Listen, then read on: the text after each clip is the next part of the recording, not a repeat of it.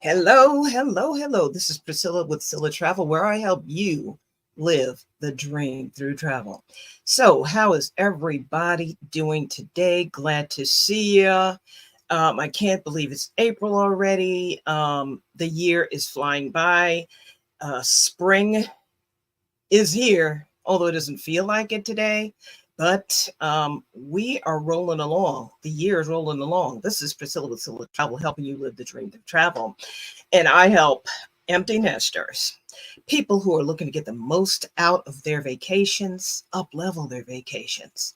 And I help them explore more and get out more, travel farther and harder, and live the dream.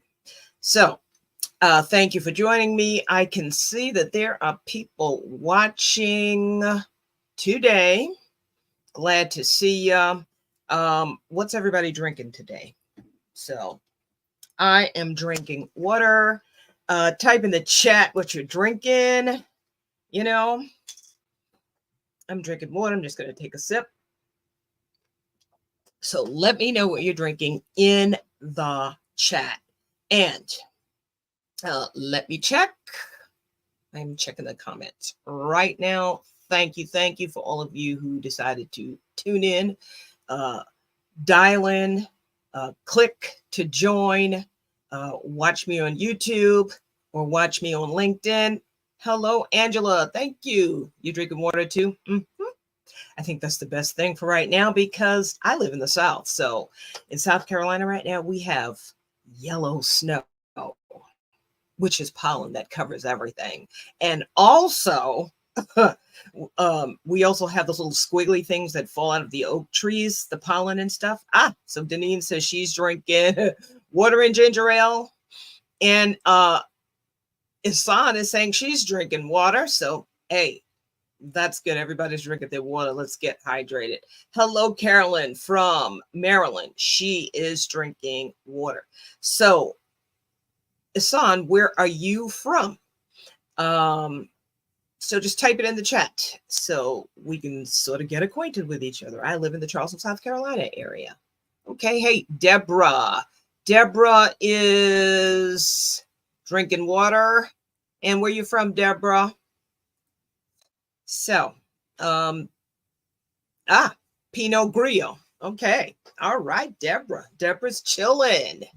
So, and Deborah's from Michigan. Thanks for letting me know, Deborah. Nice to see everyone. For those of you who are not familiar with me, my name is Priscilla from the Charleston, South Carolina area. That's the Low Country, Gullah Country. And Carolyn's here. She's saying she is from Maryland. So thank you. Welcome, Carolyn. So I'm in the Charleston, South Carolina area, which is the Gullah Geechee corridor, part of it anyway. Hello, Carolyn. How you doing? Carolyn is also from Maryland. So we got two Carolyns from Maryland. So, like I was saying, Charleston is part of the Gullah Geechee corridor, which is North Carolina, South Carolina, Georgia, and Florida.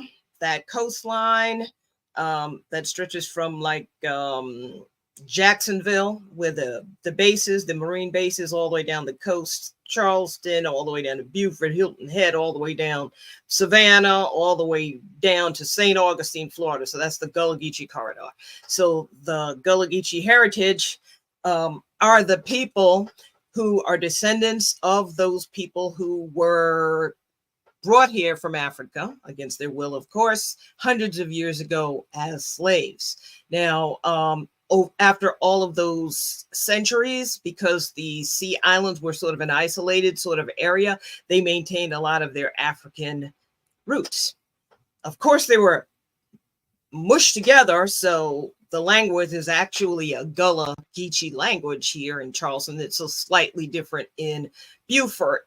And but that's where the Gullah Geechee, that Gullah Geechee is actually official language. It used to be considered a dialect, like when my mom was coming up. So she was born in the 20s, And so when she was going to school, it was considered a dialect, but it's actually a recognized language. Okay, so someone's from New Jersey. Isan. Sorry, Isan. You're from New Jersey, but you're living in Houston. Oh, all right. All right. And Carolyn says she's from Upper Marlboro. So is it chilly up there? Because it's chilly here. It was chilly here today. Is it chilly up there in Maryland? I have family up there because my dad's side of the family is from Philadelphia, New Jersey, that area. So today we're going to talk about we're going to talk about France being the melting pot of the Mediterranean, more specifically Marseille. Okay, the city of Marseille. It's a city on the Mediterranean at the very bottom part of the country of France, Europe. Oh, so Carolyn, Angela's saying she's from Fort Worth, Texas. I have a friend. I think I have some folks that I know who are in Fort Worth. I was actually in the military. I have never been there to Fort Worth, but how many veterans do we have here? Do we have any veterans here on the live or this webinar? Any veterans here? I'm a veteran. You can't see my shirt because I have it. The screen is high, but I have my women veterans shirt on because I am retiring from federal service this month. Hopefully they can get it together by the end of this month, but hopefully I'll be retired by April 30th. So I'm wearing my female veteran shirt. Any other veterans or spouses of veterans or defense contractors or civilian defense workers out there, let me give me a shout out if you're out there. If you're in any of those categories, either ex-military, defense contractor, work for the Department of Defense, military spouses. How about that? They count because they went with their spouses everywhere. All right. So, thank you, Isan. Yes, thank you. Thank you. So on the replay, just put, if you have any questions or comments, just put them in the chat. And for those who join in on the replay, just ask your questions, put hashtag replay in there so I know that you were watching on the replay and have a question. And those of you who dial in or watch or type in or join. Carolyn saying she is a military spouse. All right. Thank you for your service. And Hassan is saying she's a military spouse too, of a Vietnam era vet. Yeah. Well, I might be a senior citizen technically, but I'm not at that place where of the Vietnam era. I have a cousin. He is a Vietnam era veteran. So if you're watching, Jimmy, hey, thank you for your service. More than likely his daughter's watching. So, all right. So I'm just being nostalgic because I'm retiring from federal service. That's combined 28 years combined Army and federal service, Navy, Veterans Administration. I'm forgetting them all. Marine Corps, Department of Agriculture, Defense Accounting Agency. Those are all the agencies that I've worked for, and all that smushes together for your federal service. All right, Navy spouse, Miss Carolyn, Navy spouse. Thank you, thank you, thank you for your service. I remember. It wasn't always fun and games for those spouses. So now we're going to talk about something that's even more fun because many of us like to travel, have traveled because as a result of our careers, or maybe we were spouses, or maybe we were in the military, or, maybe we went to school, or maybe we're immigrants. The immigrant people, they have a unique perspective and I've always envied them. I'm originally from New York, so I lived around a lot of immigrants and I felt left out. I felt weird. I'm like, I want to be from somewhere. So I say, well, I'm from South Carolina. That's where my family is from.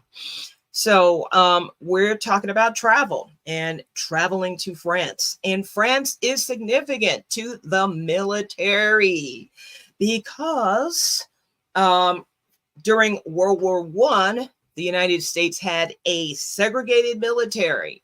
And so the soldiers, Marines, well, I think the Marines came later because I don't think Marines, it was Navy. I know Navy had Black troops from the Civil War, but then they segregated it again. And it wasn't until World War I that they allowed Black troops to fight again.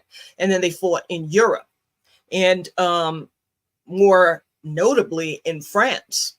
And because they fought in France, they were able to distinguish themselves, because being a segregated military, the Navy, Army, they didn't, the Army Air Corps, they didn't allow the Black troops to have weapons. So they were mainly in support roles like supply, maintenance, things of that nature. But the French needed troops during World War I because they were occupied by the Germans. That's the first time they were occupied by the Germans. And so the United States loaned several units to the French. One of them was the 369th Infantry unit out of New York. It was a National Guard unit, but many Black folks joined because we want to distinguish ourselves and we want to fight for our country. It's because during those times, the United States was segregated. Europe wasn't at that time, but the United States was still very much segregated. So this is just history. So history, it is what it is, because we don't know where we're going if we don't know where we came from. So travel is another way of learning about where we came from, where we're going, and then learning about other people, where they came from, where they're going, where they are now, and learning about our commonalities, and, dispelling the myth, because we watch TV a lot, movies, and for the most part, it's just not accurate. So especially go for yourself. And for those of the empty nester community, since you don't have young children anymore, you have the flexibility and you have the means to actually go, and not on a vacation just for the kids. Remember those? 20 years of those, just about. All right, Marseille, the melting pot of the Mediterranean. All right, slide. So today we're talking about Marseille's historical tapestry. So Marseille is actually the oldest city in France. That is wild. There was no France when Marseille was established. It was Massalia. And it was a Greek settlement, right? Before they were called Greeks. But it was a settlement on the Mediterranean. And these folks went to the coast, moved there, and there were all these different tribes of people. And they established a settlement. And it was before the Romans. Then when the Romans came and conquered, it became Marseille. So after the Roman conquest, eventually it becomes Marseille, right? So that's the oldest city in France, before it was even in France, right? So Marseille is also has some gorgeous, and because it's so old, stunning architecture. So all over Europe, which was also, that's just one of the things that I like, is architecture. Seeing the differences between the architecture in different lands and here in the United States. Everything is so new here, virtually, because the United States is a new country, really, when these countries have been established for thousands of years. Now, I have to say, there were people here before colonization, before we had the colonies. So yeah, sometimes we forget the United States, before it was the United States, was actually a group of colonies. So all of North America, Central America, South America, Caribbean were all colonies, and there were people here. Okay, there were millions of people here. We call them Native Americans, but they were here and they did have civilizations. Okay, so It's just that it's been so long and we just don't know what it is. Maybe if you go to Mexico, you can see the remnants of some of the pyramids, the Mayan, ancient Mayan cultures, ancient Aztec cultures. There is a culture in Arizona where there are these structures that were built out of adobe, and they're still there. But those what? Native American people. Okay, so in Marseille, because it's so old, this is just a picture of the original Hellenistic harbor at Massalia. So Hellenistic Greece, okay, Hellenic Greece. So that's what the Hellenic is referring to. This is a Jardin des Vestiges. I probably not pronouncing that correctly, but it's a garden and it's the remains of the Hellenic harbor that's there in Massalia. And they, you know, excavated this and now people can see it when you go visit Marseille. Okay, so now we're going to move on to some interesting people. Number one, Alexandre Dumas. He was a literary titan, just like the slide title says. He was actually, if not the most famous writer, French writer of all times, Alexandre Dumas. And does anybody remember him from school? If you do, I'm going to give you, I want you to tell me if you remember him. Let me know. Put a 1 in the chat and let me know if you remember Alexandre Dumas from school. So that was when they taught things like literature and things. Anybody remember what he wrote from school? If I tell you, okay, Deborah says she knows. All right, Deborah. What did he write? What did he write, Deb? Do you remember what he wrote? If I tell you guys, y'all will be like, oh yeah, I know what that was, but I'm going to move on, right? So he wrote books. That's right. The author of The Three Musketeers. That's just one of them. So Deborah, she got the answer correct. So he wrote The Three Musketeers and The Count of Monte Cristo. How many people remember that? And Camille. She's saying he wrote Camille too. Yeah.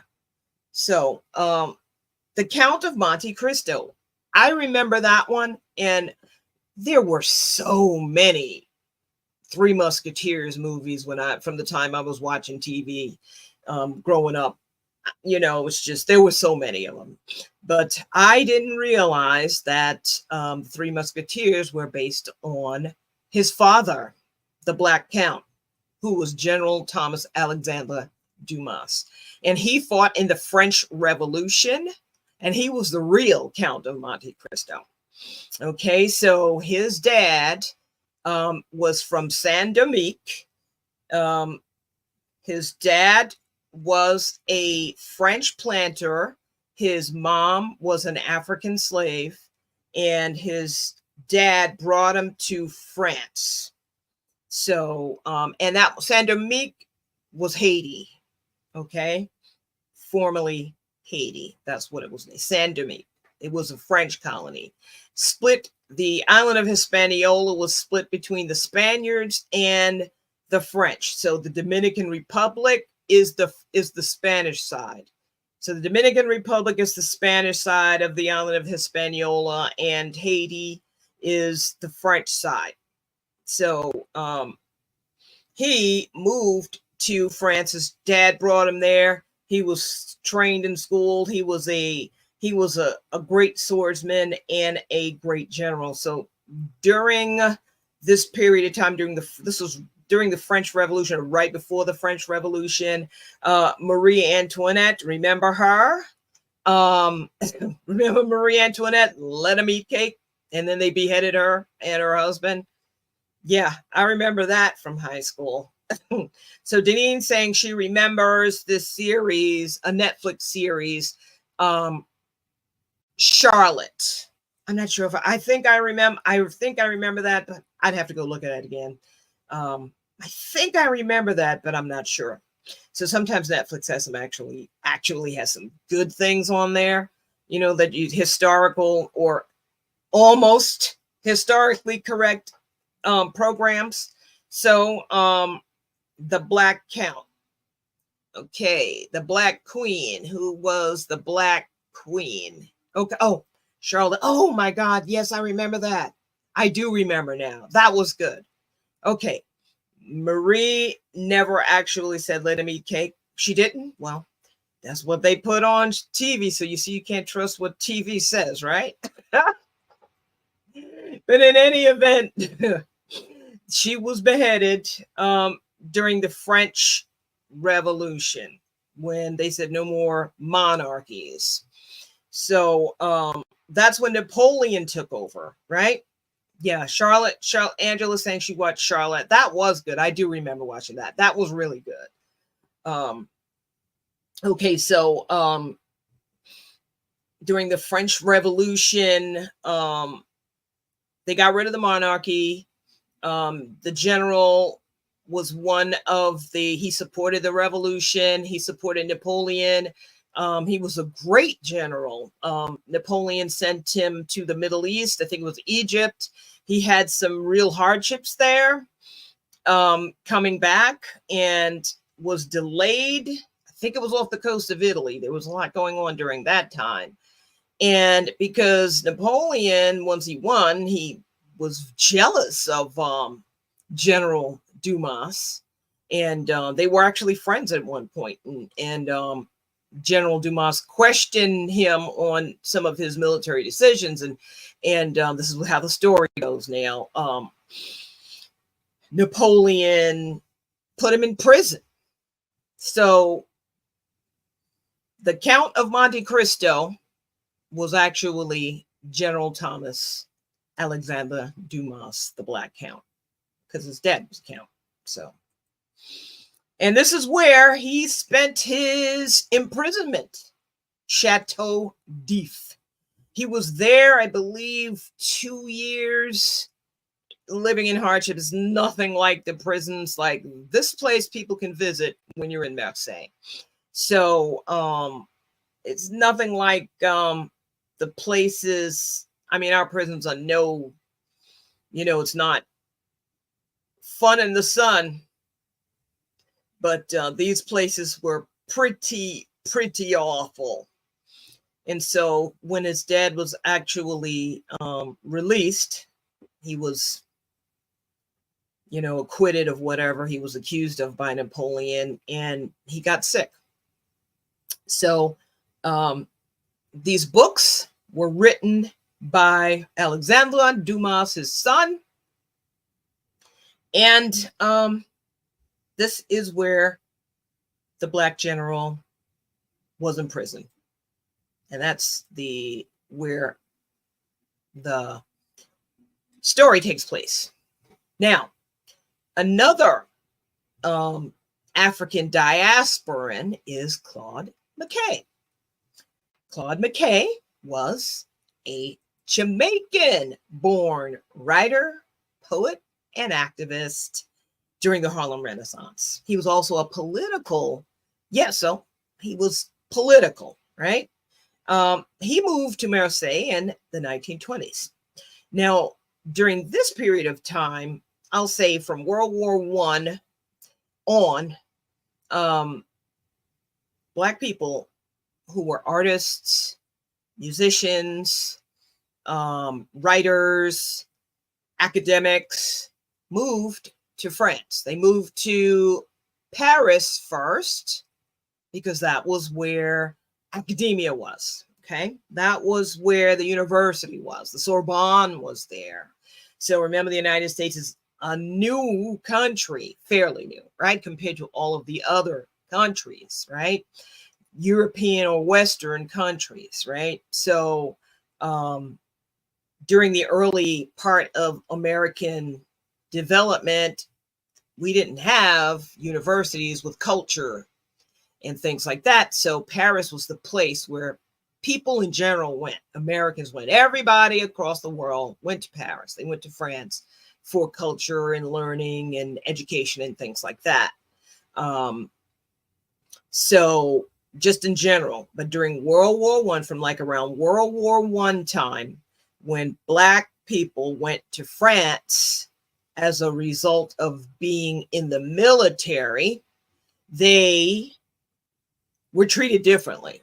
They were treated like humans, actually. So, and then African Americans brought Black culture to France and Europe at large. So all those stereotypes about Black people were dispelled when these African Americans went to France, right? Because they were very curious about African Americans. Now, of course, France was one of the colonial powers, but they had abolished slavery long before it happened in the U.S. and in the colonies. So in Britain and all of the European countries who were colonizers, who had colonies all over the globe, right? Not just here in the Americas, but all over the globe. Africa, Japan, China, Australia, all of these places were colonized by the Western powers who were competing with each other for domination. So it was the Portuguese who kicked it all off during their age of discovery in the mid to late 1500s. Okay. But they faded from power after years of decadence and a great earthquake, and they were spread too thin, right? But they were the great navigators. They were considered the great navigators for all the other European powers to follow and establish colonies. But there were people already in those places wherever they went. Okay, people lived there. They wasn't just empty land.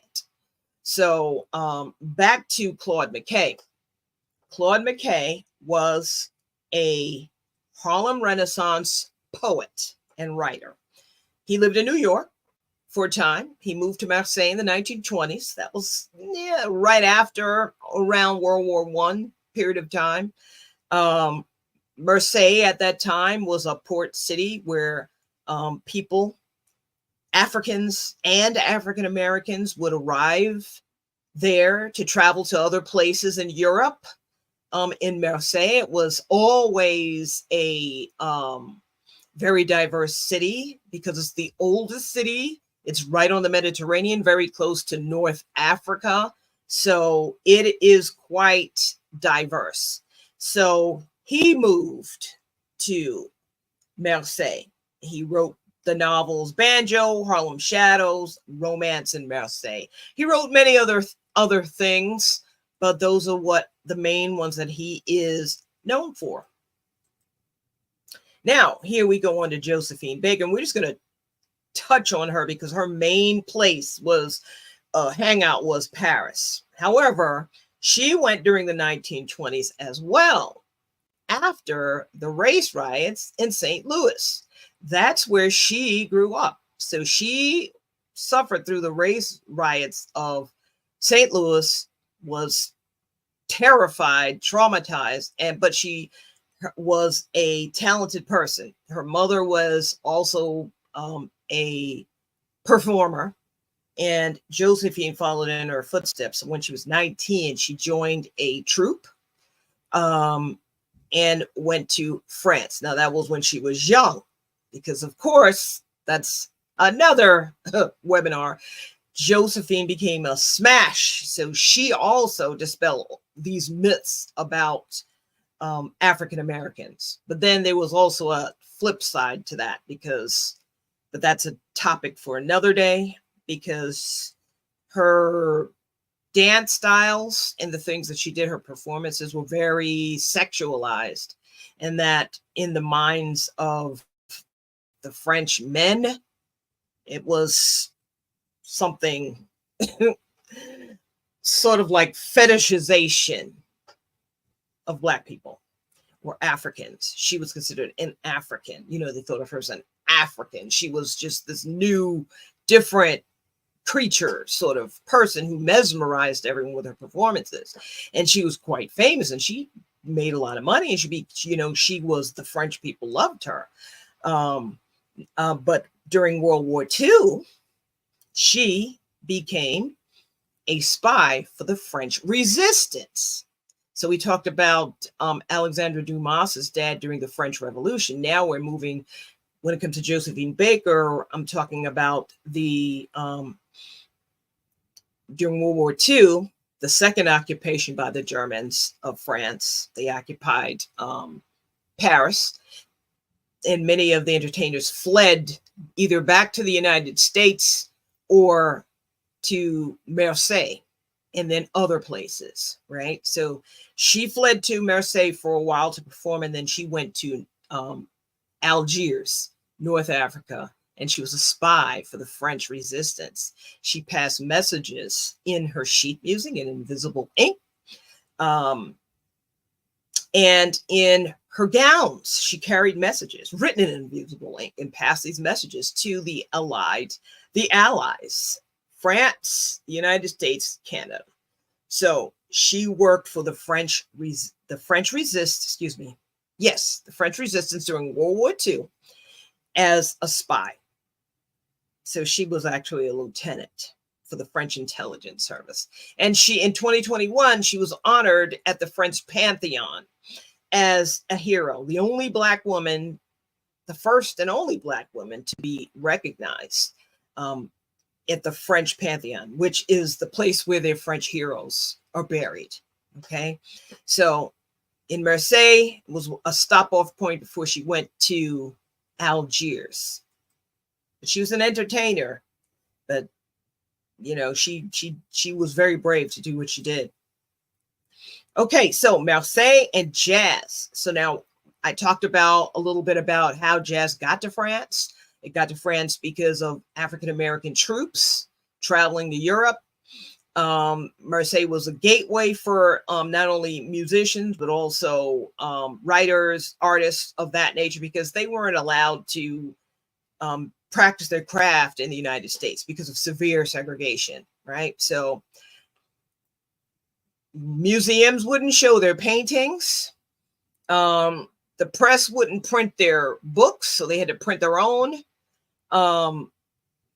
There's sculptors, museums wouldn't show them, so they had to leave in order to pursue their craft. Now, these people are folks who are artsy people. They are creatives, so they're different. So they fled. They went to France, where they were accepted in order to pursue their craft. They were considered human beings. They weren't othered. So there were a couple of New Orleans jazz performers who went to France, Paris, and in Marseille. One was Sidney Bechet during World War I period of time, and Louis Satchmo Armstrong. Now, I was born when he was alive, okay, because my mom and dad loved his music, and I remember watching him on TV when he was an older person, playing his trumpet. So Louis Satchmo Armstrong, both Sidney Bechet and Louis Satchmo Armstrong were both from New Orleans. So I know Sidney Bechet spoke French. I'm not sure about Louis Armstrong. I think he did, but I'm not sure. So people in New Orleans spoke French because it was a former French colony. It was purchased by the United States, called a transaction called the Louisiana Purchase, during France's decline after the French Revolution, and Napoleon tried to be an emperor and conquer again. And he actually reinstituted slavery for a time. So, but they overthrew him.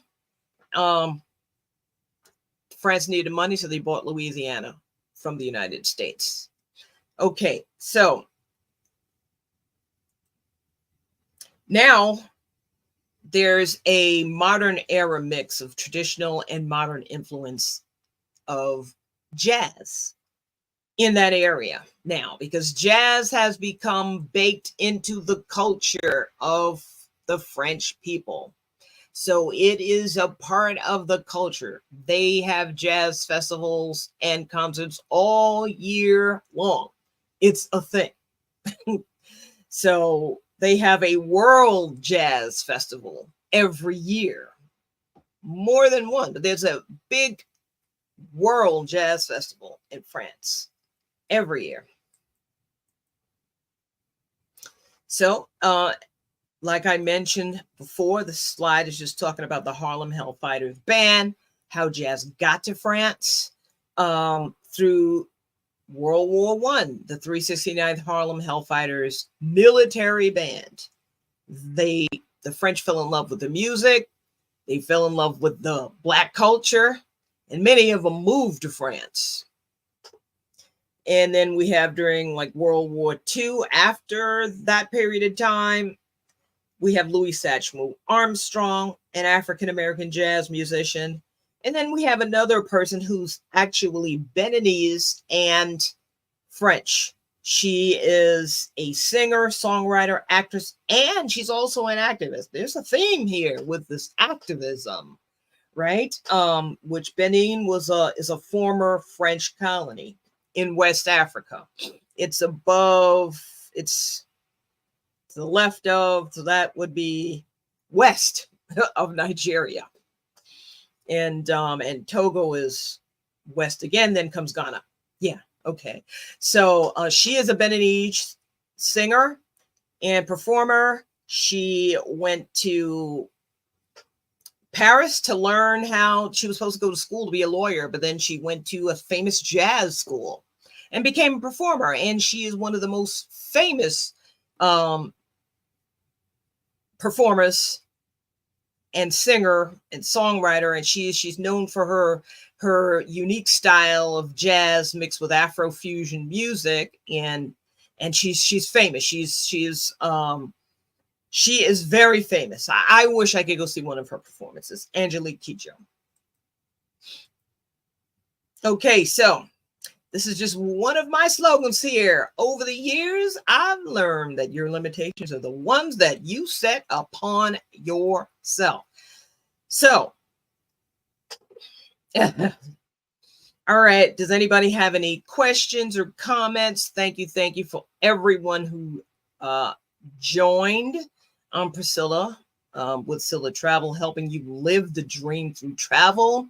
And I help active adults, empty nesters, those people who are looking to up-level their vacations, those people who dream harder and want to travel farther. So any comments or questions on the presentation about any of the folks that I talked about? Because of course, this is in relation to a upcoming trip, which is for 2025. It's the Soulful Epicurean Experience 2025. So some of you are already going with me in June to the second annual trip. It's a river cruise combination, Paris and Marseille, with emphasis on Black culture and history in France. That includes African-American, African, as well as French. All the French stuff is still included, like the food, like all the wines, like all the French stuff, all the shopping, all the culture, all the Roman architecture. That's something that that is awesome. That Roman architecture, that's smack dab in the middle of France. You would never think of it, but it's all around. So for those of you who signed up,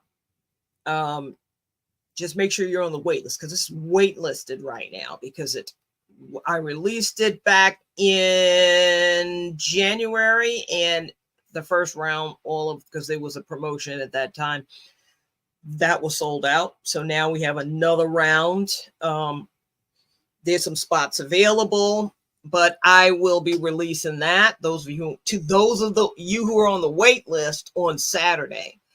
first, to offer it to you first if you're on the wait list. For those of you who are already on the coming with me this summer, we're just glad to be getting ready for it. So I am looking forward to it. I mean, I've been to France and been to many of the places, but did not have the Black heritage and Black culture part. So this cruise line is a river cruise line called AMA Waterways. It's the first river cruise line to offer Black cultural experiences on the rivers of Europe. So they also have a soulful Egypt and a soulful Colombia. So as we go, soulful Colombia just recently opened. Depending on if I have enough interest, I may put together a trip for Colombia.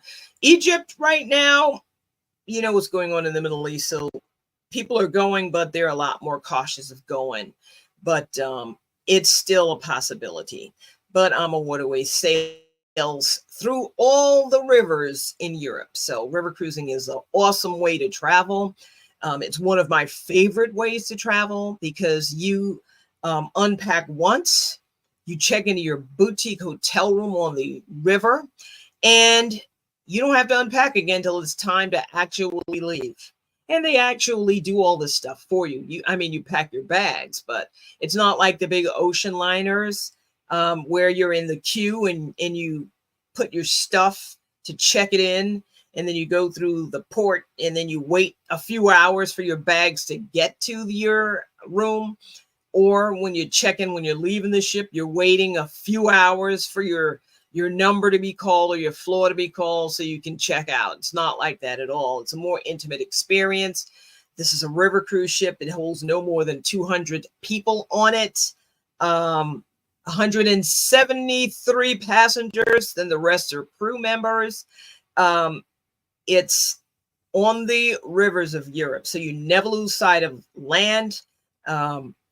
You can sail to many countries and be on this one ship and to go to many countries. In this case, this is a French river cruise, so it's throughout the country of France.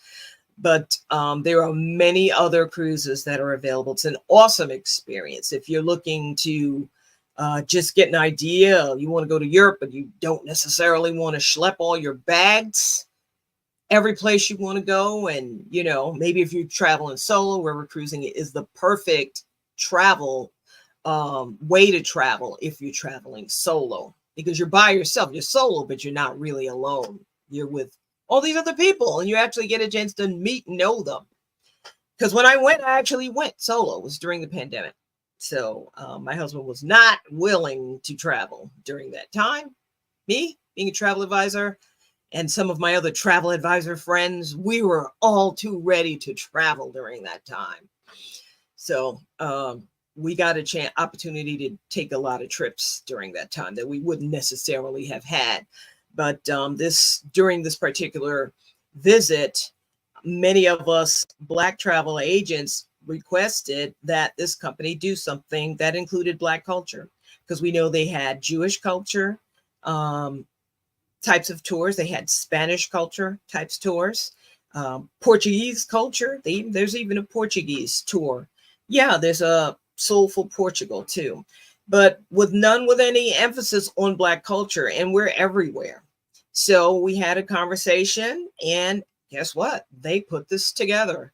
So that's really why I sell them, because they saw the need, they valued us, they valued our money, they valued our presence, and they made it happen. So that's why you see me talking about AMA Waterways. There are many other river cruise lines out there. There's some that people might know about because they just promote a lot on TV, but there are many more. And that's not the most famous one you know about. That's not the top of the line river cruise line, actually. So AMA Waterways 2025 France. Sign up for the VIP list, because the wait list, because the VIPs already got their trips booked. They had a promotion going. So if you ever see me promote a trip and there's a VIP list, make sure that you get on it and move fast, because those promotions go away pretty quickly. But this trip has got the 7-night river cruise on the Rhone River, sailing from, we'll start in Marseille. So we'll start from Arles, sail 7 nights up the Rhone River to Lyon, take high-speed rail into Paris, spend 3 nights in Paris. So in Paris and in Marseille, there'll be Black culture, Black heritage tours in those 2 cities, as well as along the various stops going up the Rhone, because the World War I and World War II monuments, landmarks, heroes are in France. So there are places where we stop along the Rhone River in these different towns and cities where we have some additional tours. In addition to your regular French food tours and your regular French wine tours, because yes, there's going to be some tours to a vineyard or two. So for those of you wine enthusiasts, you'll have the opportunity to go to do a wine tasting, wine, cheese, sausage. That's the kind of things you get an opportunity to taste the authentic flavors of France and sample the French culture. And it's different as you go from each town, because there's actually a place called Provence. So that's where mainly the cruise sails in the Provence region.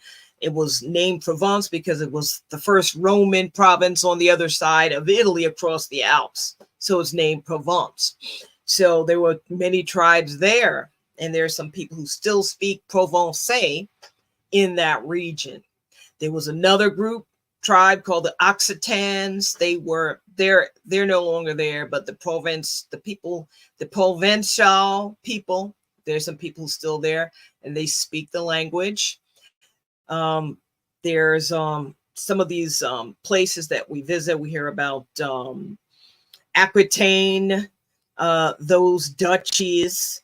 Historically, they were duchies, but those were different groups of people. Those were different tribes, right? So it's not just Africa and Native American people who came from tribes. We all did. So there's that. Now, so Live the Good Life, Soulful Epicurean Experience Fans 2025 is going to be open for booking, but make sure you get on the VIP list, the wait list. I keep saying that. Hang on one second. I'm going to put that in the chat, the link to it in the chat as soon as I find it.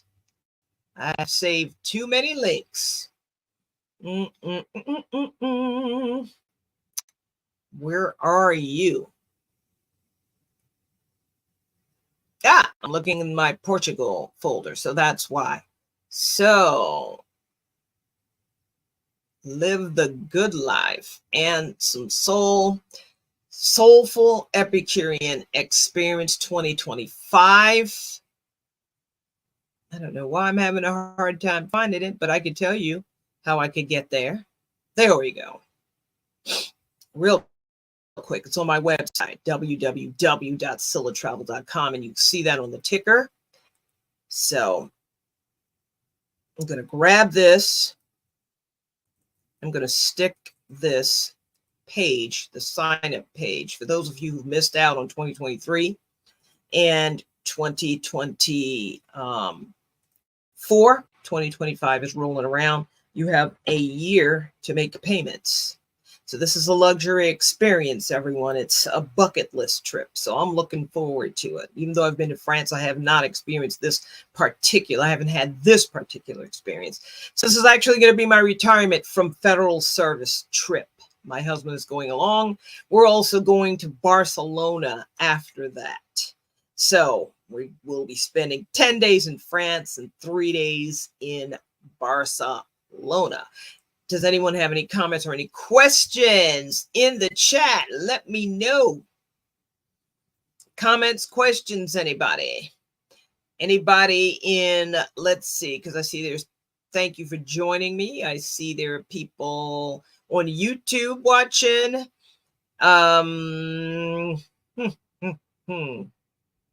just YouTube and here. I don't see anybody else watching because I can see this. So thanks everybody for joining. Anybody have any comments or questions? YouTube, do you have any comments or questions?